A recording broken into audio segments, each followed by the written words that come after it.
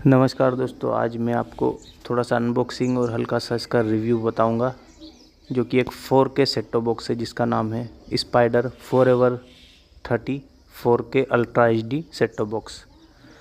आप देख सकते हो इसके साथ में जो है 2 रिमोट के फ़ोटो दिए हुए हैं और इसके अंदर वाईफाई जो है इनबिल्ड होता है और बाकी अदर स्पेसिफिकेशंस इसके बॉक्स पे आप ये पढ़ सकते हो। जहाँ तक वाईफाई की बात है, इसके अंदर ही इनबिल्ड है, एक्स्ट्रा आपको लगाने की ज़रूरत नहीं पड़ती है। ये ultra HD set top box है और फ़िलहाल में जो मैं ये रिव्यू कर रहा हूँ, अनबॉक्सिंग कर रहा हूँ, तो दोस्तों ये थोड़ा सा यूज्ड बॉक्स है, यूज किया हुआ है। तो इसके साथ रिमोट वगैरह तो नहीं है इस बॉक्स में। बाकी एक मैंने टेम्पररी वर्किंग रिमोट की व्यवस्था की हुई है इसको चलाने के लिए। बाकी इसको खोल के भी दिखा देता हूँ। ये आप देख सकते हो कुछ ऐसी इसकी डिज़ाइन है। ब्लैक कलर का बॉक्स आता है। फ्रंट साइड से ऐसा है spider forever 30 4K ultra HD set top box. इसमें 1 ईयर फॉरएवर आता है।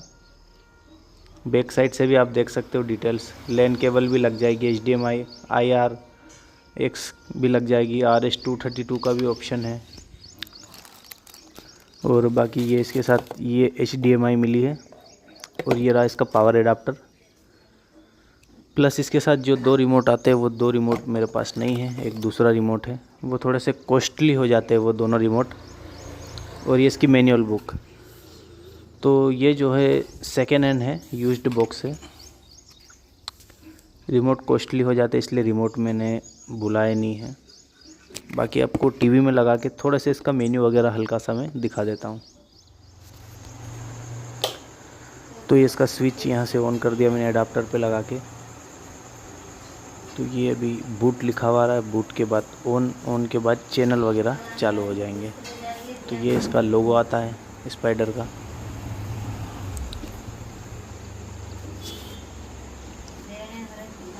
और ये लो जी, बॉक्स चालू हो चुका है। और ये आप इसका देख सकते हो कुछ इस डिज़ाइन का बॉक्स है। सेटिंग दिखा देता हूँ। ये सब ऑप्शन है, CH Max, HDMI, अबाउट से STV वगैरह वगैरह। बाकी ये मीडिया एप्स में भी दिखा देता हूँ। अपोलो 5 क्लास, IPTV, अरमोरा, net link, YouTube, stalker, TikTok, FTV, कुरान वगैरह वगैरह, इतने कुछ इसमें आइटम है। अगला मेन्यू फिर से दिखा देता हूँ, नो डिस्क। उसके बाद चैनल, यूट्यूब, सेटिंग, इंस्टॉलेशन दिखा देता हूँ, पेज मेन्यू वगैरह। और उसके बाद नेटवर्क में वाईफाई तो इनबिल्ड है।